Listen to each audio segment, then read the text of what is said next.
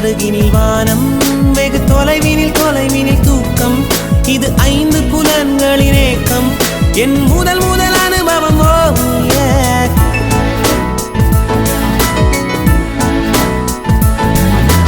ஒலியின்றி உதடுகள் பேசும், பெரும் புயலென வெளிவரும் சுவாசம், ஒரு சுவடின்றி நடந்திடும் பாதம்.